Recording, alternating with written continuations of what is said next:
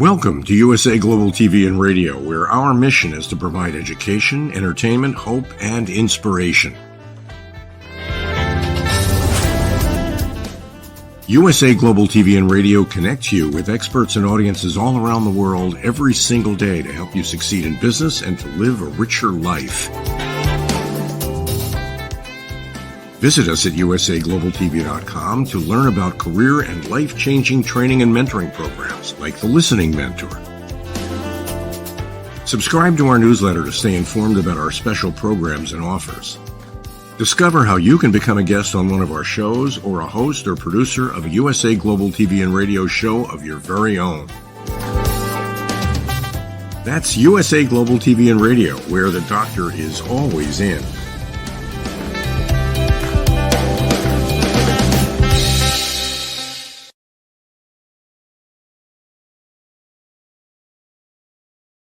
Hello and a very warm welcome from the UK. My name is Dr. Madalenechan and I'm going to be presenting the film and music show on USA Global TV and Radio. So for today's show, we have an exciting show. In fact, we have a wonderful lady. She's amazing. She's a really good friend and I've worked on many projects, and so has Dr. Jacqueline worked with this amazing lady as well. She is known for being in the arts and performance. She also runs her own charity, World Jenny's Day, about mental health well-being. Also, she has also put on a few performances of music, dance. She comes from a long lineage of performers in her family. And up to recently, she's actually a songwriter too. So I'm very, very, very happy. And she's also agreed to come along and co-host for today's show, for Film and Music Show. So I'm going to introduce her, the lovely Jenetta Barry. Hello, Maddie. Hello, everybody. Dr. Jacqueline in the back there, our producer. It's wonderful to be back. Hi, Jenetta. Hello. It is lovely. And might I say, you're looking radiant. Absolutely. The scarf you're wearing and your makeup and your eyes. You look amazing. You know, just stick around. You totally go with the background, with the lights, your hair. Just I was actually thinking you and I match quite nicely. And yeah, we haven't, did we, darling? No, we didn't. We didn't even talk about what we were going to wear or anything like that. So, wow. So, Jenetta, what have you been up to lately? Yeah, it's been a long time since I've been on USA Global TV hosting my own shows. I miss it tremendously, but it's been a really good year of taking things very, very slowly. I've had quite a difficult year health-wise. So this has been my time to take a deep, deep breath.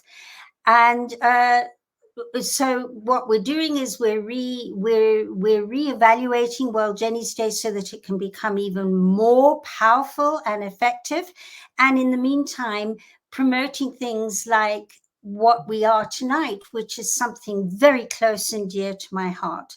And the reason for that is that I grew up, as Maddie mentioned, in a world surrounded by theatre. My mum was a West End performer. My dad was an impresario. And in the early 60s, he actually took over a recording studio in East Africa, Kenya, and became known as the father of Kenyan music. He is the man that invented African twist, which is very famous in East Africa. And that's why today having somebody as prestigious as we're going to have from Kenya is just so meaningful to me and for me. And keeping the legacy of Kenyan and East African music alive, I think, is really very, very important. And so with that, I'd like to introduce to you all this evening Paul Kelemba, or it could be this afternoon if we're in the States, or early evening if we're in the UK. But Paul is an amazing man, such a wonderful character, personality, person in his own right, but has been actually a cartoonist for, first of all, the Nation newspaper in Kenya, and then it moved over to the Saturday Standard, and he makes the most amazing cartoons. And he's also chairman of Kettlebell Music. And I would like to not spend any more time introducing him, but bring him up. Ladies and gentlemen, Paul Kelemba. Hi. How are you? Hey, Paul. Hi there, Paul. Nice to meet you. Hi, everybody. I should actually say Paul, aka Mado. That's right. Yeah. Oh, yes. I'm really used to the name Mado. Yes. I love the name Mado. Beautiful. Well, that's a very good intro. So, Paul, would you like to tell us why you called yourself Mado for your cartoons? First of all, how did you get into cartoons? Because your cartoons are amazing. And secondly, why the name Mado? Well, many thanks for having me. Well, you know, as a young guy, those many years ago, we were consumers of American comics. So my dad used to buy Mad magazine of New York, you know, Alfred Newman, and we consumed that a lot. And remember, it's MAD, the magazine in New York. I got so inspired by those artists there. So when I got a shot at doing what I do today, and that's a long time ago, I decided to take up a pen name. Actually, what occurred is that I worked under an ex-Fleet Street journalist by the name of Brian Tetley. And he told me that my surname, which is Kelemba, is a bit too long for cartoons, you know, to sign off cartoons. So he told me, look for something brief and mysterious, you know. So I remembered Mad magazine and I took it up. But then I told myself, add another D. So it has double D. So it's MADD. I started off that way, Mad. But then the O was added by my fans in the 1990s, late 80s, 1990s. We have that way of calling ourselves, when we shorten our names in Kenya, you know, like Steve becomes Steve-O. So from Mad, I became Mado. And actually it did have its, you know, everybody was like in the early days, so who is this? They want to find out. And many of them will ask me, is it the state of your mind or just a name? But it's actually just a name. Wonderful. I wanted to, sorry, Maddie, I wanted to also say I've got a few of the cartoons before we go any further. Dr. Jacqueline, would you like to share there we go. Here's Mado, and some of his cartoons at the top here. But let's see if we can, why is this not showing? Doing well. Here we go. There we go. So that's the type of cartoons that he produces. A lot of it's satirical. A couple of times, Mado has featured, well, Jenny's Day, I think, and you've also featured Inside Theatrical production at one stage. And I remember at the 50th anniversary of Kenya's independence, you even put a little piece in with my dad there, celebrating legends of the 50 years. Yeah. So that gives you a little bit. And then, of course, there's Kettlebell Music, which we'll go on to just now. But Maddie, I know you had something to ask. I'm just going to ask, actually, Paul, with Mad magazine, was that a magazine that was in the 1970s? Yes, actually it ran from the 1950s. It went to the 60s, 70s, 80s, into the 90s. It's only been, I think it's gone online right now. You know, you're pretty much aware about what's going on with print publications. So it couldn't survive either. And yes. And most of the original artists kind of became pretty elderly. and we've lost a Yes. number in the past few years. Well, I But was it going to does still say, struggle yeah. as an online publication right now. Well, I love your evolving. I would say it's the evolving. If Mad Magazine was to go on to the next Yes. level, you, Yeah. Paul, have produced that. And I love your self-portrait as well, Mado. I love that. Yeah. That's fantastic. It's Yes. And what I've so been doing all colourful. along is that I didn't really, as much as Mad Magazine inspired me, but you see now here in Africa we're dealing with a totally different kind of audience. So I had to vary it a little. So I do lots of politics. It sells very well in Kenya, and I also comment a lot on society. I also comment on culture and the arts. In fact, that's how now my interest in music comes in, where I feature musicians. I've supported them in as much as I can through my column over the years. Yeah. That's fantastic. Wow. And how long does it take? Sorry, Jenetta, I just want to, just quickly, I'm fascinated.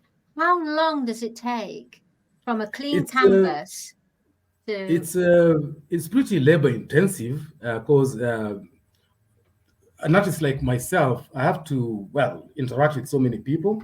I draw so much inspiration from, or ideas from those that I meet, the people that I socialize with.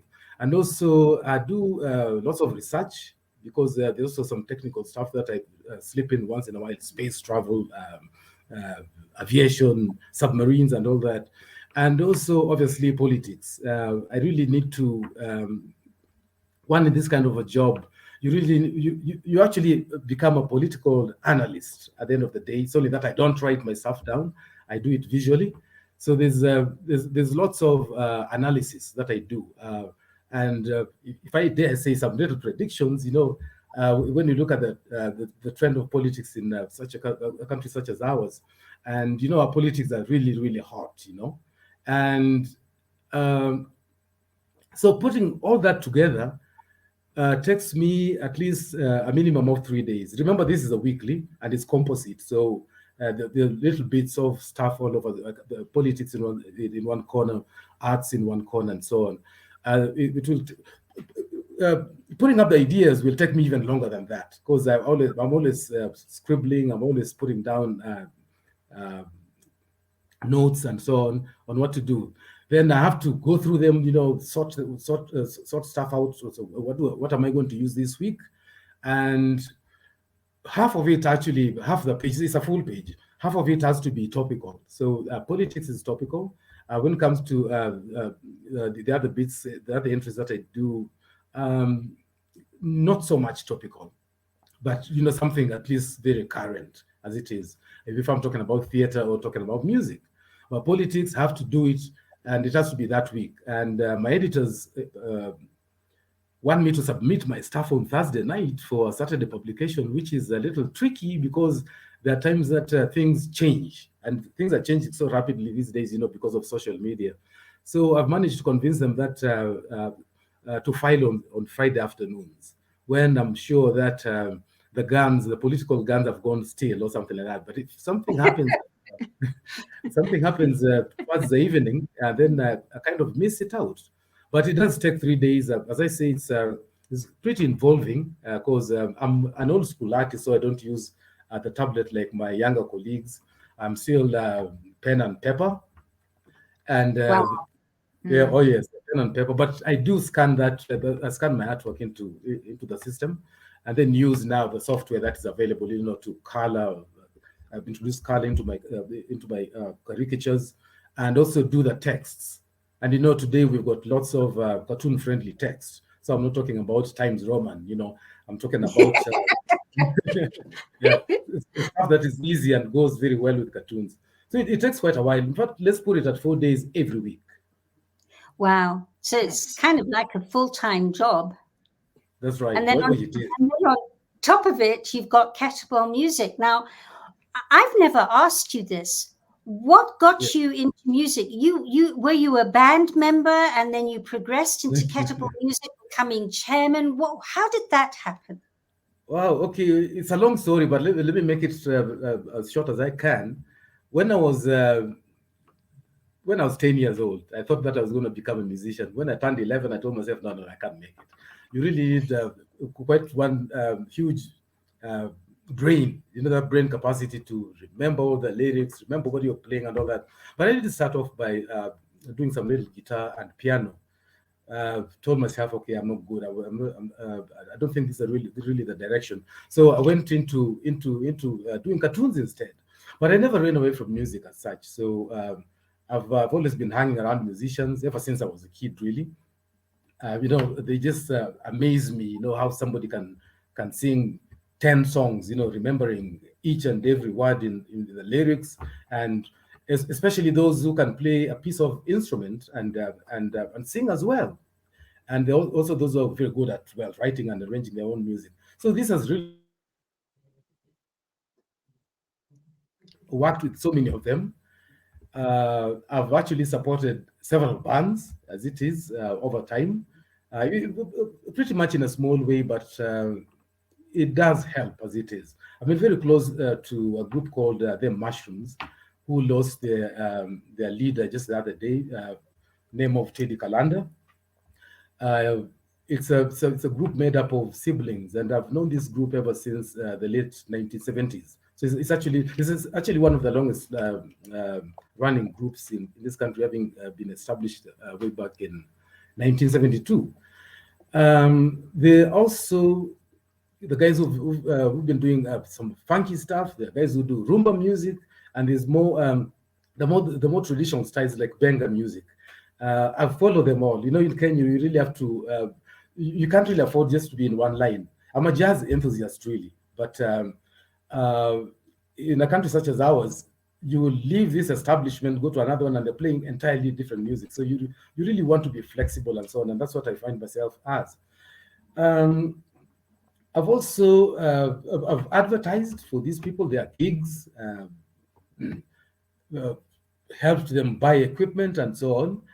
They find some kind of that's the support of ours. The Congolese in Nairobi will call people such as us presda, a supporter, somebody who gives their time and other resources to musicians.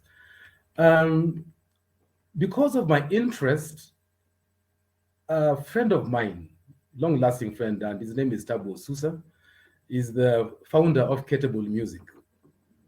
So he told me after all those years that we've been together talking about music, supporting musicians, arranging live gigs and so on. He told me we had actually just set up a company called Ketable Productions, which is commercial, doing all sorts of music production, including what's the craze today, hip hop and rap. But it's like most of it has been doing more authentic music, more music that is more African than what we see is leaning towards the West.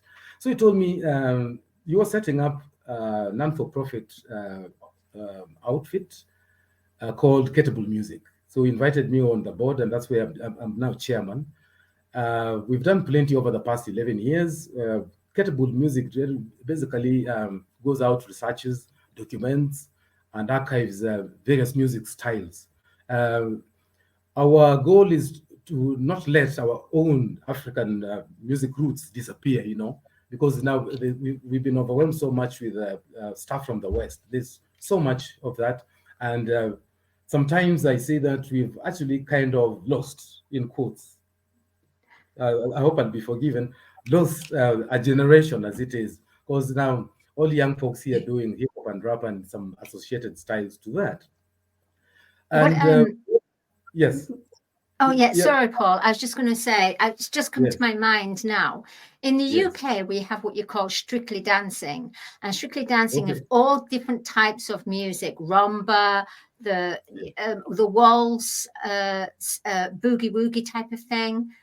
So do you have anything like that in Kenya? Because if you don't, then maybe you should set something up, because I can see that would work really well. Exactly. This is exactly what we're trying to do. Now in Kenya, you won't really find all those styles. You just Yeah. mentioned the walls with everything else. Walls is supposed to be a little ancient to young folks.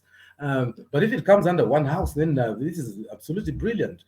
For us here, it's not possible to have all these styles, under one roof, like Benga music, for example, rumba, hip hop, and everything else that we have here. You really can't package it and sell it to a particular audience. It's really out of the question. But however, we've got all these styles all over the place. There are different places, different venues. In fact, we are so pretty diverse that I think we're one of the societies on earth that are pretty diverse in their music styles. Some years ago, actually, in Washington, D.C., we were told the same at the Smithsonian Folklore Music Festival. We were told, actually, you Kenyans, because, we are talking about, let's say, Somali people who are Kenyans, the Somali people in Kenya, and the Kisii people, the Kikuyu, the Luo, the Luos, the Kikuyus, they all have different styles of music, but they come under the envelope of the Kenyan nation.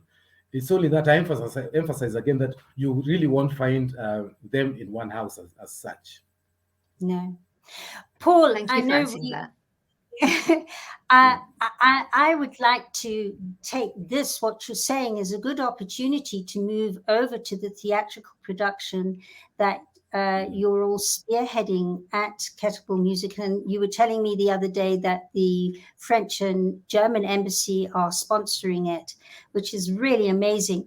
And what I noticed, and you can correct me with this, at the time that my father was expanding music in Kenya, and he brought out African Twist, that really would have defined Kenya as the reggae of Kenya at that time. And I think it would have morphed if things hadn't stopped with my dad. It would have morphed so that Kenya would have had its own style and not have to copy quite so much. And obviously I've gone over to pop because you're referring now on to pop for different tribes. That's right. But for international pop. And now you've decided to do African Twist, the theatrical production. Do you want to tell us why and what that's about? Yes, of course. I'm thrilled to do so. One of my regrets in life is that I never met your dad. But I met several artists who worked under him. Fadili William, I met Daudi Kabaka and others, quite a number. And they're all full of praise of your father, Charles Warren, and the efforts that he had in the early 1960s in Kenya. Now, one thing is that obviously music is dynamic, music moves on, music will change, and it will never be the same thing all the way through. And also, good music and good musicians will always be inspired by others, even from other cultures.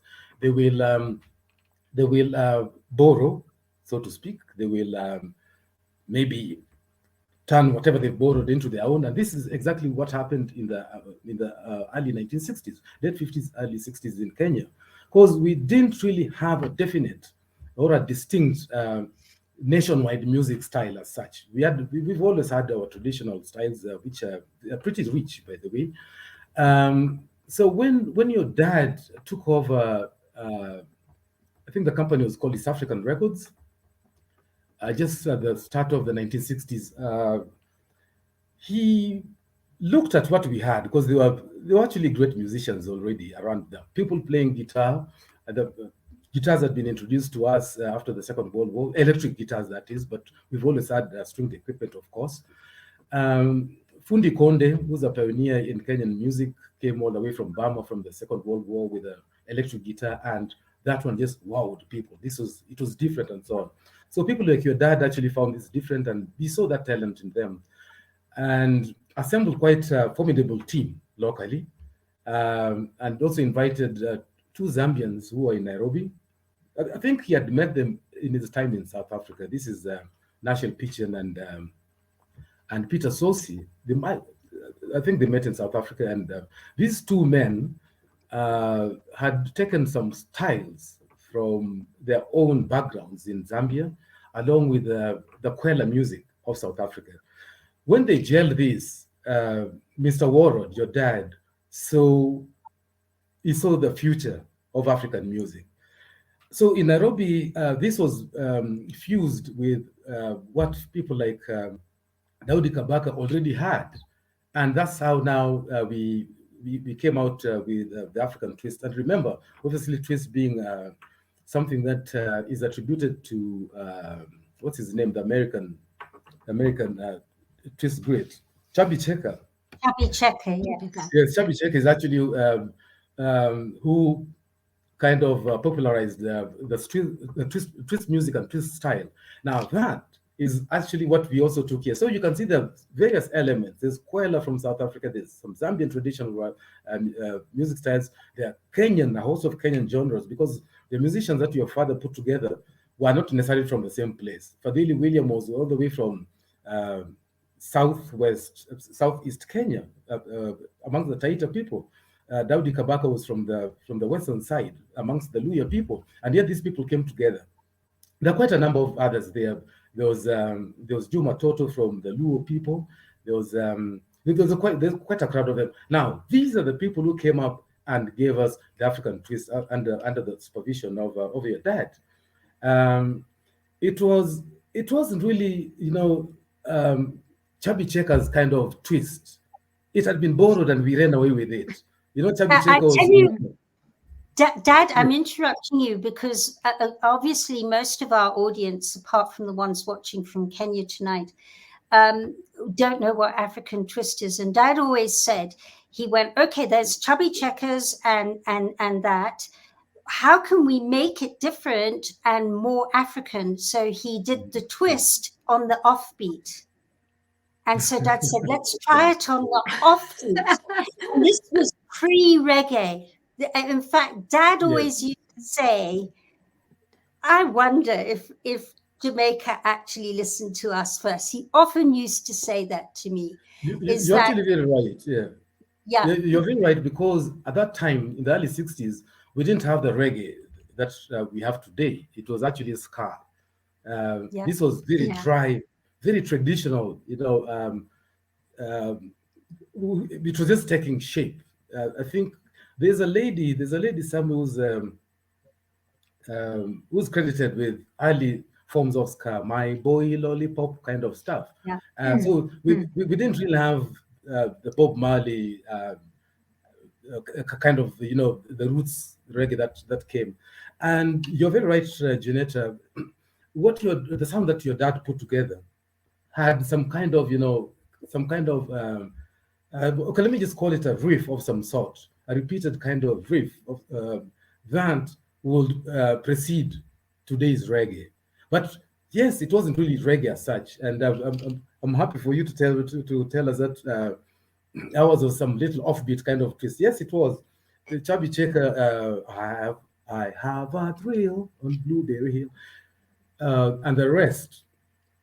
Actually, no, that was somebody else. But let's skip that.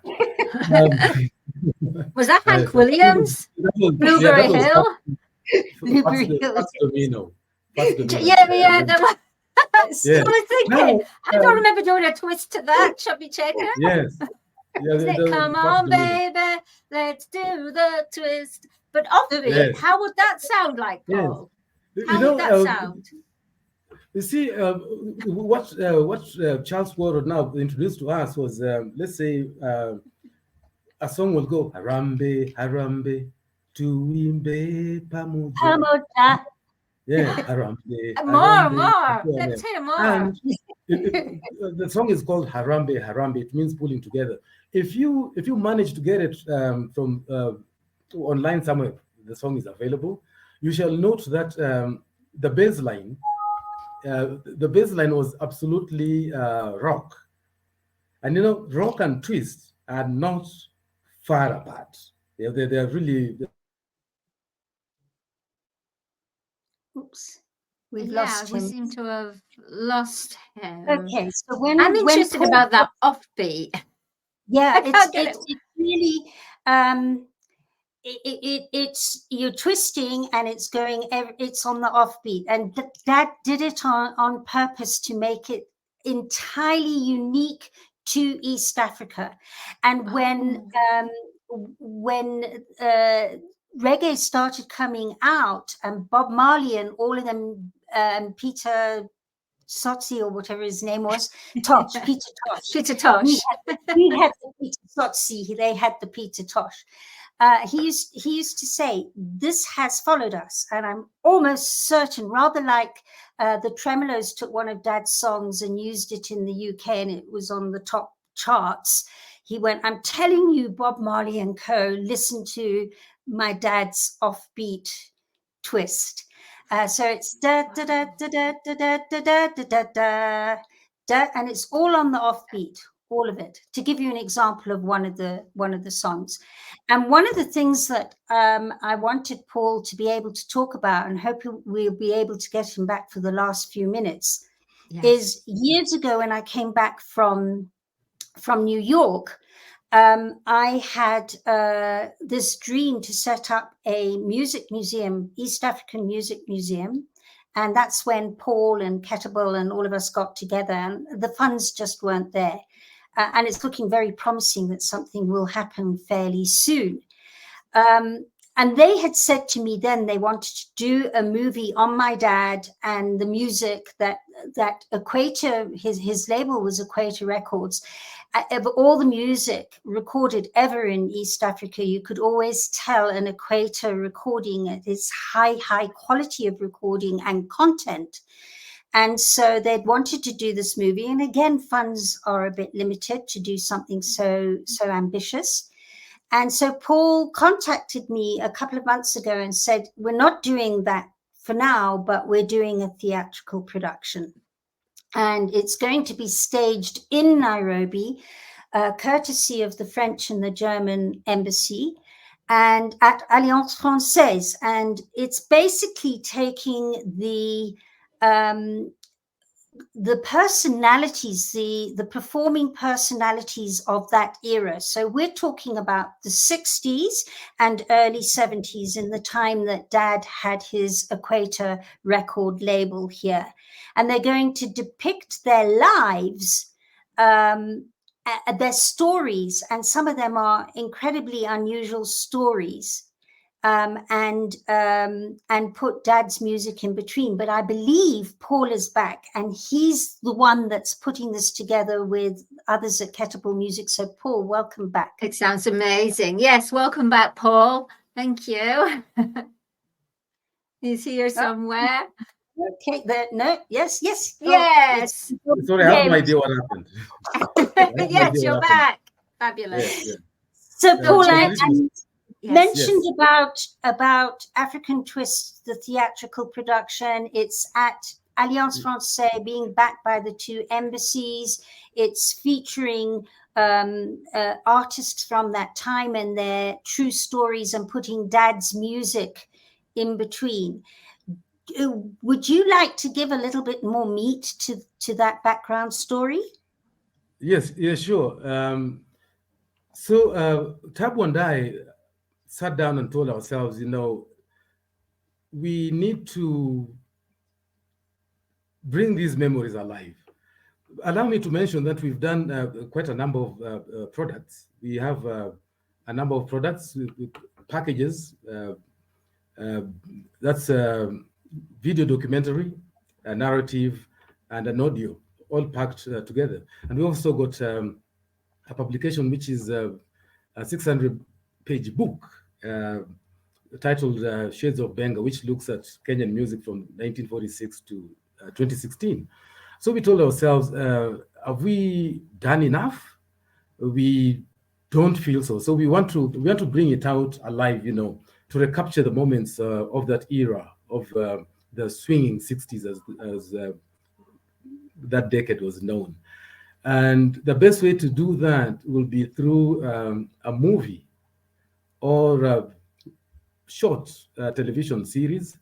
That is actually in the works. But we told ourselves to expedite some things, to speed up some things, to put out these memories. We need to do a stage production. So this is what we are working on right now. And we told ourselves, why not just use the title as African Twist, the sound of Kenya's independence. So the story covers the years between 1960 and 1970. After 1970, obviously, your father left the country because of other reasons. We shall always illustrate that in our stories. This play is going to capture the main events of that decade, how some music was put together, especially the very famous track called Malaika, which your father found in the catalog of East African records. It was first recorded in 1959. We're illustrating that in our play, and it was a poor recording as it was. But now, since he was quite a professional, he told Fadili William and the rest that let's redo it. And what we actually listened to is what was done by your father at Equator Sound, recorded in 1963. So we want to capture that. One thing that what I should hasten to say is that we are dramatizing it. So as much as it is a story based on real people and real events, it's actually dramatized. There are some lines that we know that these people said. We know what Charles Warroad said at a certain point. We know what Fadili Williams said and the others.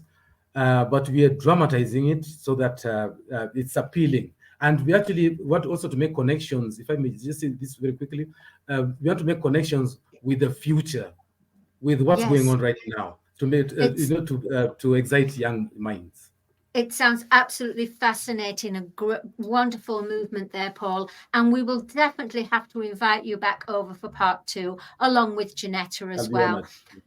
But we are sadly coming to a close. And I'm saying sadly because I feel like this nearly 40 minutes has just gone so quick, so fast. So please do come along. But Paul, for our viewers, how can they contact you? Can you let our viewers know how they can contact?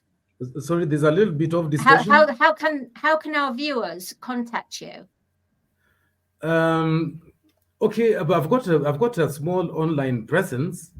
One just needs to search for, well, my name Paul Kelemba, Mado, M-A-D-D-O. I'm on Facebook, I'm on Instagram and X, along with Threads as well. But I've got a small little, they call it a stub on Wikipedia. So I can, anybody looking for information on me can actually reach me just by, Googling. That's lovely. And thank you so much for being a guest. And please do come back for part 2. And Jenetta, my lovely, how can our viewers reach you? Because you are especially talented and you can give so much wealth of advice and guidance to people out there. Oh, wow. Thank you. And thank you, Dr. Jacqueline, for the banner. You can get hold of me at various places. There's worldjennysday.com.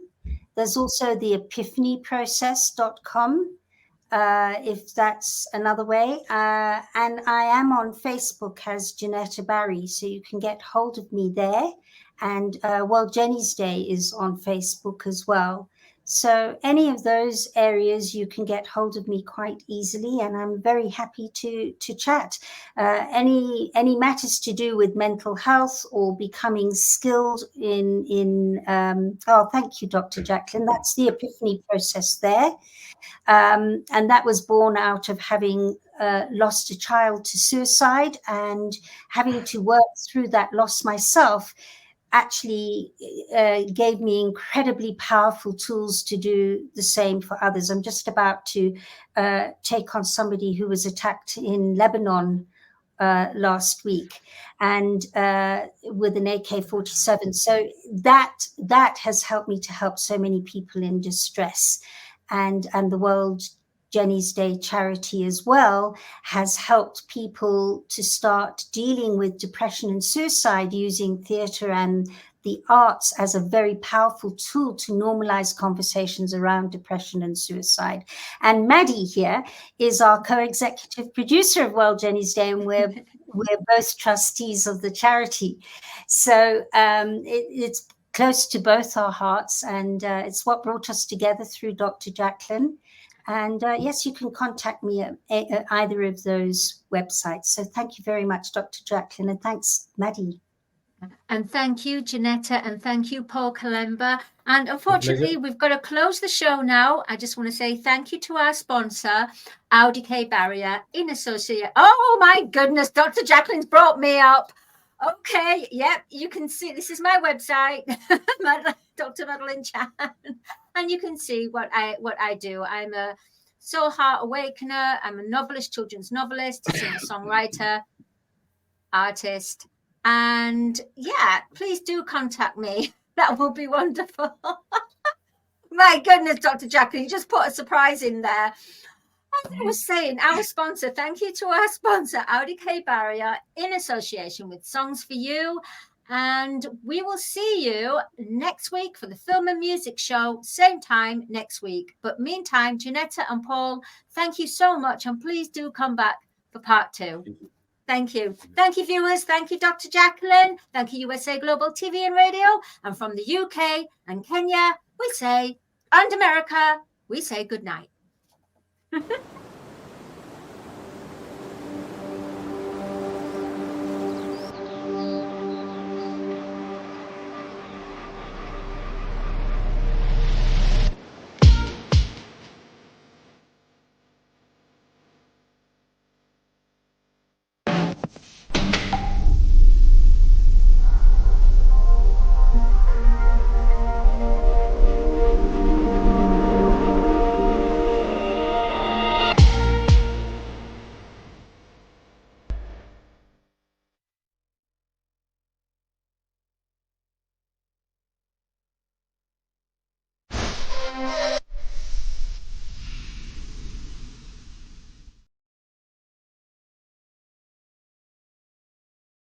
My name is Dr. Felix Kravitz, and I am the founder of cybersecurityeasy.com, LLC. We live in a world full of vulnerabilities and cyber risks. We spend almost 4.5 hours a day on our mobile phones. It's over 7 hours of screen time daily when including computer use. We often forget that this convenience comes with risks. Published data predicts that the cost of cybercrime will exceed $10.5 trillion in 2025. These numbers encompass not only businesses, but also each one of us, including our children and our parents. In 2023, the FBI reported over $3.4 billion lost by seniors aged 60 and older. Cybersecurityeasy.com LLC's initiative is to massively support the community by providing cyber safety coaching and improving social engineering awareness. Our goal is to make social engineering concepts of cybersecurity easier to understand. We work with business teams, seniors, and educational institutions, both individually and in groups. We cover various topics from phone phishing attacks to AI-generated voice cloning, robocalls, password protection, and more using life examples. Talk to us today. Call us at 847-845-9360 or email us at info@cybersecurityeasy.com.